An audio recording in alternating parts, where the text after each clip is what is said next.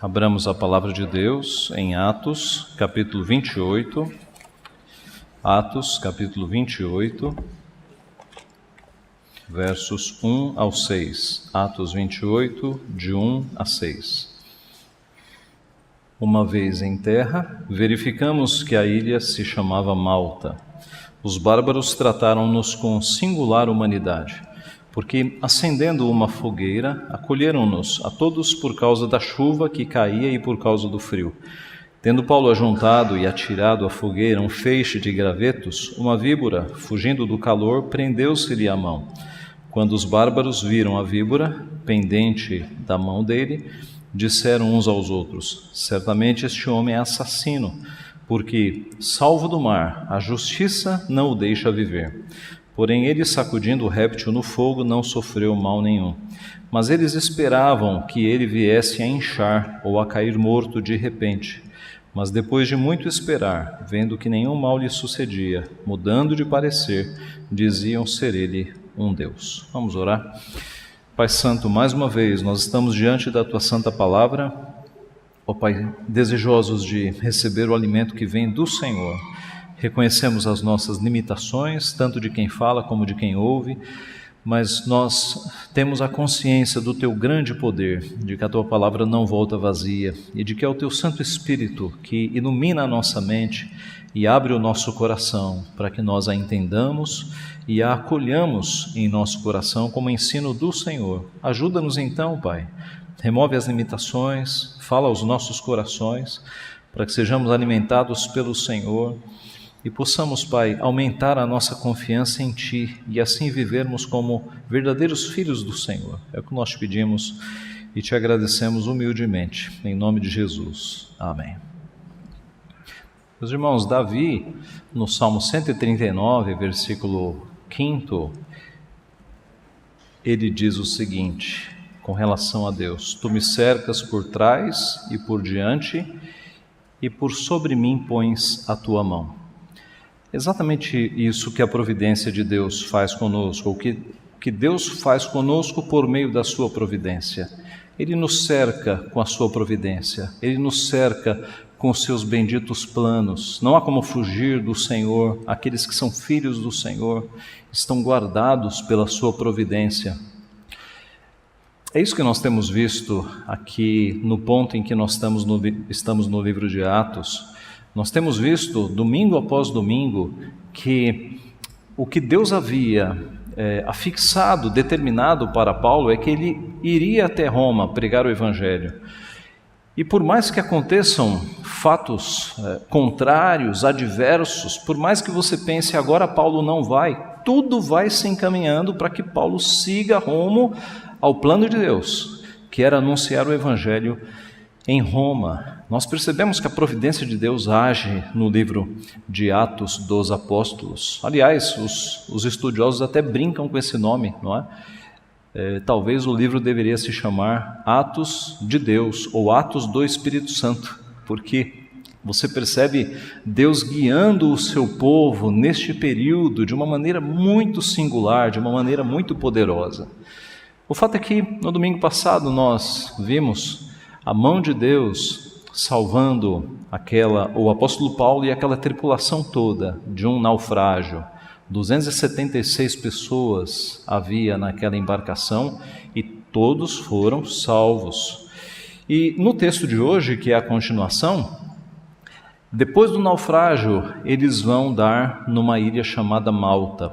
E o texto de hoje nos ajuda a perceber como a providência de Deus pode nos livrar de alguns perigos. Como a providência de Deus pode nos livrar de alguns perigos. Como Deus é poderoso para nos livrar de muitas situações difíceis e adversas. Nós vemos em primeiro lugar neste texto que a providência de Deus pode nos proteger das forças da natureza. Esse é o primeiro ponto. A providência de Deus pode nos proteger das forças da natureza. Aquela embarcação tinha 276 pessoas, ninguém morreu. E a viagem não tinha sido fácil. Se você se recordar do capítulo anterior, você se lembrará de que logo no começo da viagem eles enfrentaram ventos contrários. e ventos contrários eram um problema grande. Na sequência, eles se defrontaram com um tufão de vento. E um tufão de vento é como que um furacão, não é? E isso no mar deixa a embarcação sem controle nenhum. Lá dos versos 13 a 18, o texto fala que esse tufão de vento arrastou o navio com muita violência de um lado para o outro e o tirou da rota. E não apenas o tirou da rota, como deixou o navio perdido no mar, totalmente perdido.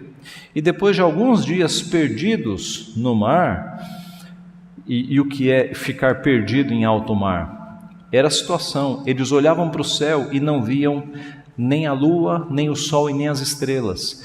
Essa é a orientação numa época em que não há bússola, não é? As pessoas, os marinheiros se guiavam pelas constelações. Mas o tempo estava tão fechado e a tempestade era tão grande que eles estavam no meio do mar, olhando ao redor, nenhuma terra, olhando para o céu, nenhuma orientação. Eles estavam totalmente perdidos. E diz o texto que desabou sobre eles uma grande tempestade. E aí a esperança de sobrevivência acabou. E Deus levantou o apóstolo Paulo, que era um prisioneiro no meio daquela embarcação, e foi o apóstolo Paulo que, usado por Deus, partiu o pão e os animou e disse: olha, um anjo do Senhor apareceu para mim e me garantiu que nenhum de vocês perderá a vida, e reanimou a esperança daqueles homens. E foi assim que, na sequência, o barco, chegando perto da ilha de Malta, começou a se despedaçar e se despedaçou por completo. E diz o texto que as pessoas, os 276 se salvaram, tanto militares quanto aqueles que cuidavam do navio, os marinheiros, quanto os presos. Uns se agarraram em tábuas, outros em destroços do navio, mas todos chegaram até a praia, ali na ilha de Malta. Observe que quando Deus tem um plano, não há tempestade, não há furacão, não há forças da natureza contrárias que possam impedir o plano de Deus. É Deus quem reina sobre todas as forças da natureza. Ora, não foi este Deus que abriu o Mar Vermelho em duas partes, para que o povo de Deus passasse ali a pés enxutos? Duas paredes imensas de água se formaram para que o povo de Deus passasse pelo meio do Mar Vermelho. Não foi este Deus que parou o sol para que o povo de Deus vencesse a guerra, liderados por Josué? Não foi este Deus que fez o sol voltar 10 graus no relógio de Acás para ajudar Ezequias? Não foi este Deus que guiou uma estrela para anunciar o nascimento do nosso Redentor? Não foi este Deus que transformou água em vinho, andou por sobre as águas, acalmou tempestades? O nosso Deus tem poder total sobre as forças da natureza. Assim, se Ele quiser, Ele pode nos livrar de quaisquer ações da natureza. Era o plano de Deus que Paulo e aquelas pessoas não morressem, e assim aconteceu. O nosso Deus é poderoso para nos livrar destas coisas. Eu sempre me lembro da minha família lá no Ceará, uma vez que, num período de julho, de férias, como de costume, o povo de São Paulo e de Fortaleza ia para o interior, lá no sertãozão do Ceará. Sertãozão mesmo, né? Na época nem energia elétrica havia lá. E uma área muito espaçosa, um açude em frente à casa dos meus avós, a família reunida num sábado à noite, ali naquela sala, né? Cadeiras de balanço, aquelas cadeiras de balanço de ferro antigas, não é? Coloridas, enroladas com uma espécie de plástico, e todos ali na sala, num sábado à noite. Na família sempre tem algum tio ou primo mais engraçado, e o nosso tio mais engraçado, um presbítero, contando histórias e todo mundo dando risada. E foi uma noite muito agradável. No dia seguinte, os de São Paulo foram para uma cidade mais próxima, os de Fortaleza foram para outra, e cada um foi saindo ali, desocupando a casa. E quando, na verdade foi numa sexta-noite, foi num sábado, né, que as pessoas saíram, e quando saiu todo mundo daquela sala, na linguagem deles, uma tesoura, né, que era duas vigas que seguravam uma viga maior, rompeu-se do telhado e aquele telhado veio abaixo. E as telhas eram telhas muito primitivas, telhas de barro, feitas manualmente, telhas muito pesadas. E aquele telhado veio abaixo. E vindo o telhado abaixo, com as suas madeiras e as suas telhas pesadas, as cadeiras de balanço, para os irmãos terem uma ideia, foram totalmente destruídas.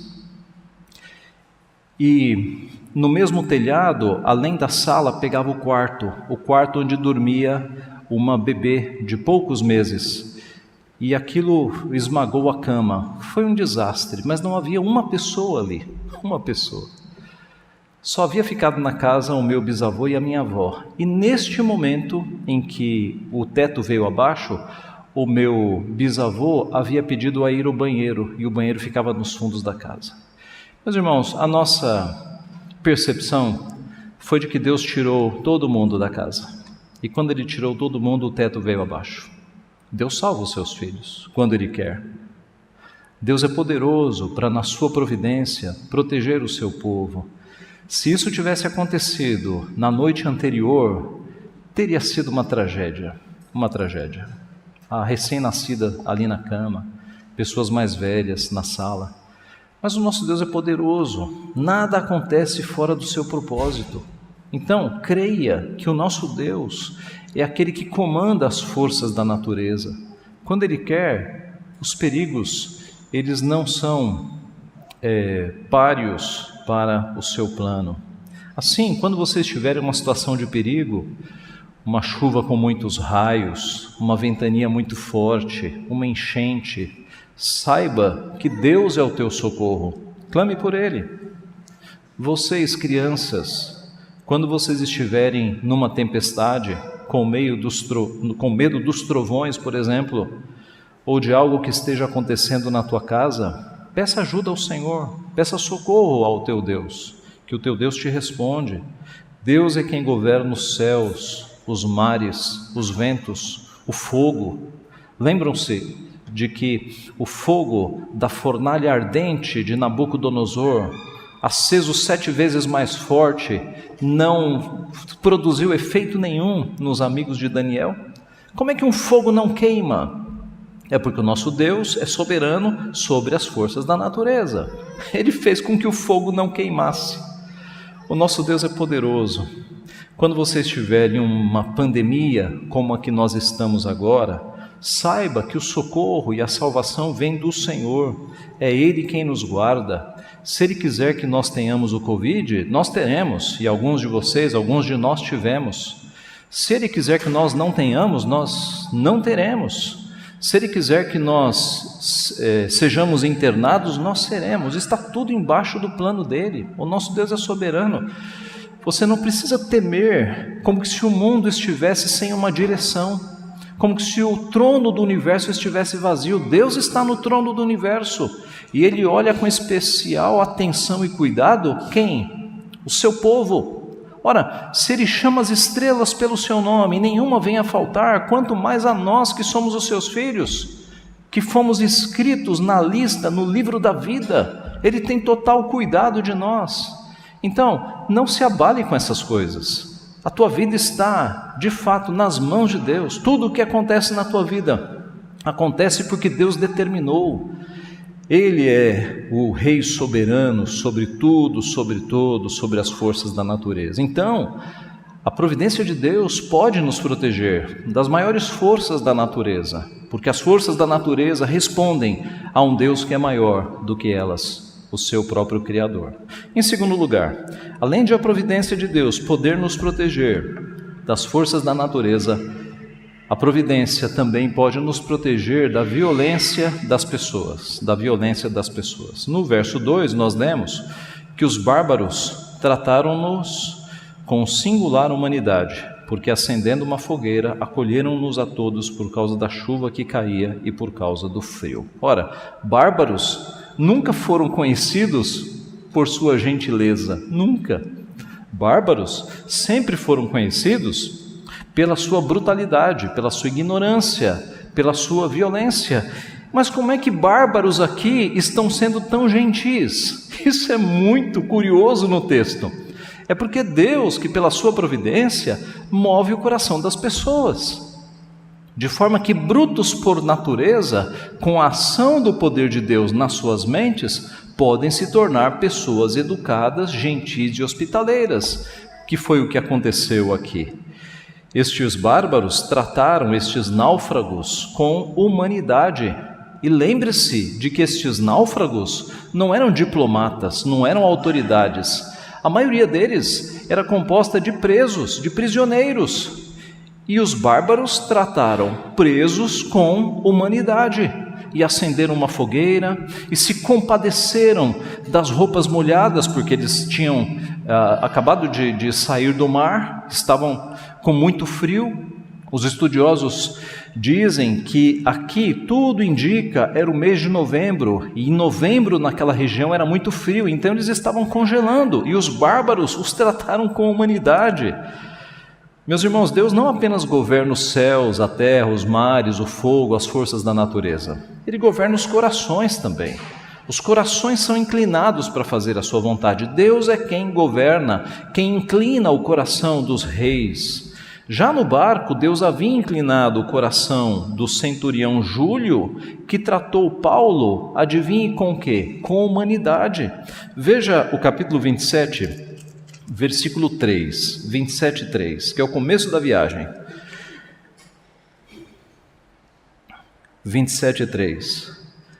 No dia seguinte, chegamos a Sidom e Júlio, tratando Paulo com humanidade, permitiu-lhe ir ver os amigos e obter assistência. No verso 1, você vê que Júlio é o centurião. Veja o final do verso 1, um centurião chamado Júlio da corte imperial. Ora, centuriões romanos, um centurião é um comandante de 100 soldados. Os soldados romanos também não eram conhecidos por sua, digamos, gentileza. Um centurião, então, para governar 100 soldados brutos, tinha que ser muito mais bruto. Então Júlio não era, digamos, um exemplo de caridade e gentileza, mas Deus moveu o coração desse centurião para que ele tratasse Paulo com humanidade. Paulo era um prisioneiro. Note como nosso Deus, ele não governa apenas as forças da natureza, mas ele governa os corações, mesmo de ímpios, mesmo de pessoas que não seguem o próprio Deus. Deus atua nos corações. Deus protegeu Moisés quando ele foi falar com o faraó. Lembre-se que o faraó era um semideus de acordo com os egípcios. Se faraó dissesse, matem este homem, ele estaria morto. Nada ali protegia Moisés, senão a poderosa mão de Deus. Foi Deus quem protegeu Davi dos ataques do rei Saul. Foi Deus quem protegeu Daniel dos seus inimigos, que fizeram com que ele fosse parar na cova dos leões. E protegeu também Daniel dos próprios leões. Foi Deus quem protegeu os amigos de Daniel na fornalha ardente. Foi Deus quem protegeu Mordecai das armadilhas de Amã. Foi Deus quem protegeu os profetas muitas vezes, quando eles passaram por perigos e perigos de morte. Foi Deus quem protegeu Jesus de ser morto antes da hora, porque muitas vezes quiseram pegar Jesus para matá-lo antes da cruz. Mas ele foi protegido, porque o plano de Deus é que ele chegasse à cruz. Na história nós temos acompanhado Deus protegendo Paulo de inimigos que muitas vezes queriam matá-lo, muitas vezes, e Deus sempre protegeu. Assim, quando nós somos ameaçados por pessoas más, e na nossa sociedade, na nossa cidade, nós temos muitas pessoas más, quando nós somos ameaçados por elas, ou quando a nossa vida é colocada em certo risco, nós podemos clamar a Deus. Deus é poderoso para nos proteger. Nós podemos orar como Davi, no Salmo 140. Livra-me, Senhor, do homem perverso, guarda-me do homem violento, cujo coração maquina iniquidades, e vive forjando contendas. É Deus quem nos protege. Por vezes você é protegido de coisas e de pessoas que você nem fica sabendo, e Deus já te protegeu, porque você é um filho dele e ele cuida dos seus filhos. Então, quando pessoas estiverem te ameaçando, saiba que Deus tem poder para te proteger. Clame ao teu Deus. Quando você estiver numa situação mais crítica, no meio de um assalto, e alguns de nós já passamos por isso, ou de um sequestro relâmpago, ou correndo risco de morte, você sabe para quem você tem que clamar. Clame para o teu Deus.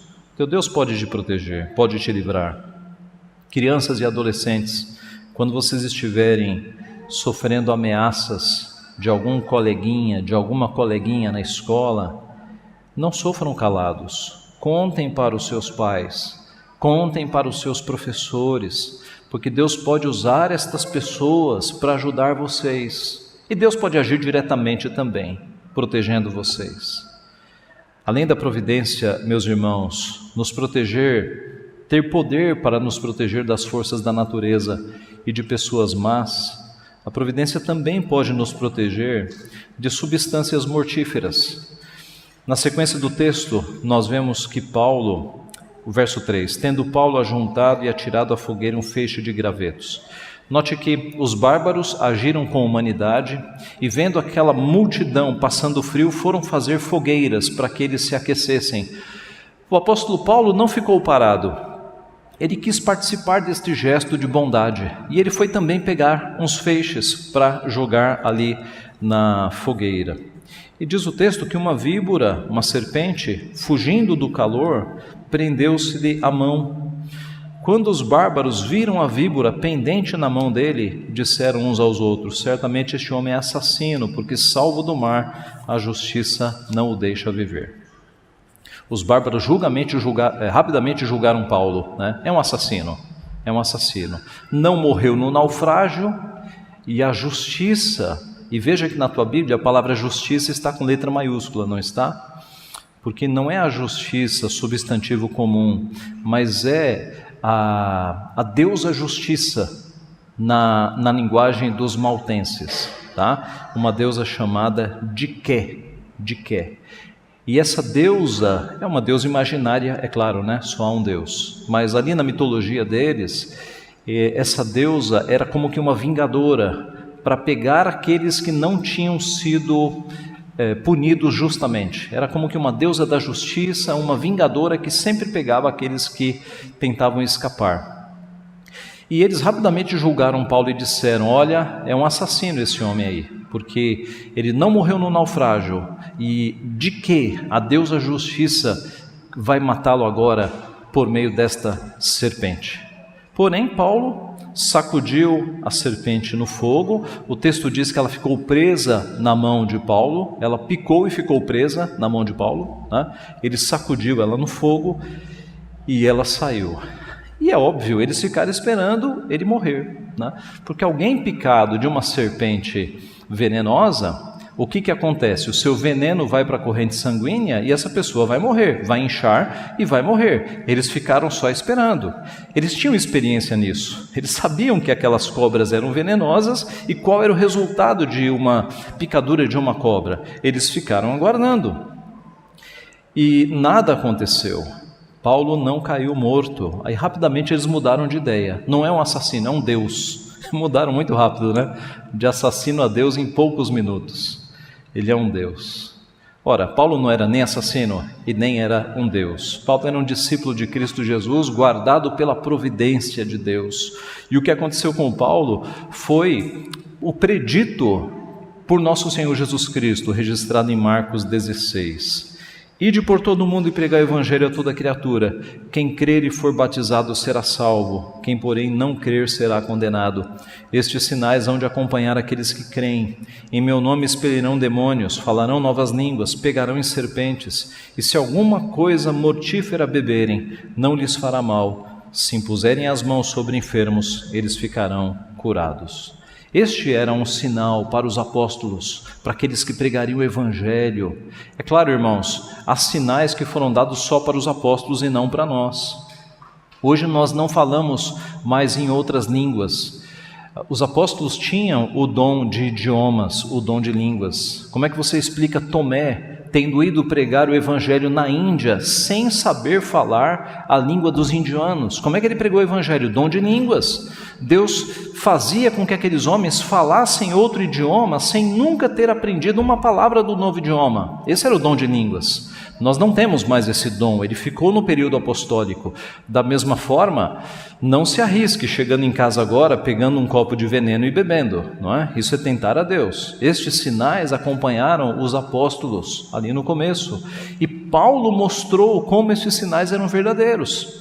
Picado de uma cobra venenosa, ele não morreu, porque ele estava embaixo da providência de Deus. A providência de Deus livrou Paulo daquela substância mortífera, o veneno daquela cobra. Por quê? Porque era necessário que Paulo chegasse até Roma. Ora, a picada de uma cobra iria impedir o plano de Deus? De jeito nenhum. Paulo seguia pelo plano determinado por Deus para pregar o evangelho em Roma e morrer pelo nome de Cristo ali. Observe que Paulo não morreria na véspera. Nós não morremos na véspera. Nós não morremos nem antes, nem depois. Acidentes são da nossa perspectiva, nunca da perspectiva de Deus.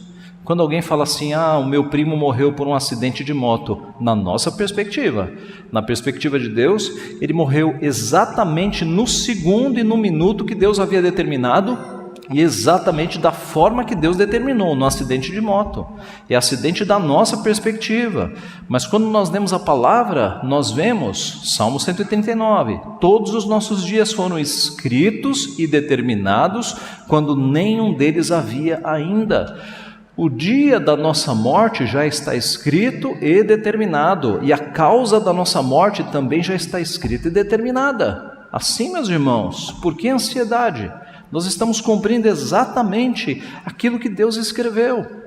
E enquanto nos restam dias, não sabemos se muitos ou se poucos, vamos viver para Deus, vamos glorificar o seu nome, vamos fazer o melhor. Nós não viveremos nesta vida para sempre, é uma vida passageira, estamos aqui como peregrinos e forasteiros. Enquanto neste corpo, vivamos da melhor forma possível, fazendo obras de justiça, glorificando o nosso Deus e sem medo do dia da morte, porque ela é inevitável e ela está nas mãos de Deus. Nós morreremos exatamente como está escrito no plano de Deus. Assim, ainda que sejamos infectados por alimentos vencidos, substâncias mortíferas, coisas que possam entrar no nosso corpo, se não for o dia da nossa morte, nós não morreremos, ainda que tudo isso aconteça. Então não tema a morte, é Deus quem cuida de você. Quando uma criança tua abrir algum armário que não deveria e beber ali um pouco de detergente, um pouco de, água sanitária, qualquer coisa que não deveria, alguns pais aqui têm experiências nisso, não é? Corra para o hospital, é claro, mas confie em Deus, é Deus quem nos livra, é Deus quem nos guarda, ninguém morre antes. Nós morremos exatamente no momento em que Deus quer. Não tema tomar remédios, confie em Deus, não tema substâncias. Quando você estiver doente, em casa ou na cama de um hospital, clame por Deus, aproxime-se de Deus. É Deus quem tem poder para te tirar de uma cama. É Deus quem usa a morte para nos levar no exato minuto que Ele quiser. Agora é Deus também quem permite que alguns de nós passemos pelo vale da sombra da morte. Ora, quantos exemplos nessa pandemia nós não tivemos de pessoas que morreram, Deus os recolheu, mas também de pessoas que chegaram muito pertinho de morrer e Deus não quis que morressem. Lá no começo da pandemia, não sei se a igreja se lembra, nós oramos por um pastor coreano chamado Ko. Este homem, o quadro dele foi se intensificando e piorando num declínio tão grande que muitos de nós olhávamos e pensávamos, meu pai não vai escapar. Tudo foi complicando, tudo, os rins, tudo. Quem olhava dizia, não, vai morrer, só estamos esperando. E Deus levantou esse homem, e esse homem está aí, pastoreando. Então, ninguém morre antes da hora. A nossa vida está nas mãos de Deus. É Ele quem nos guarda. Confie nisso. Confie no teu Deus. Não fique temendo a morte. É Deus quem dá a vida e é só Ele quem tira a vida.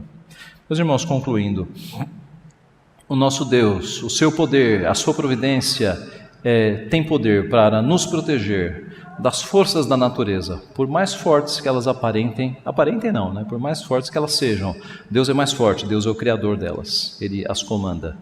Deus pode nos proteger de pessoas más, bárbaros se tornaram super educados aqui e generosos. Deus muda os corações. E Deus pode nos proteger de perigos, de substâncias mortíferas, como o veneno de uma cobra. Ele fez assim com Paulo, e Paulo continua a sua caminhada para chegar em Roma.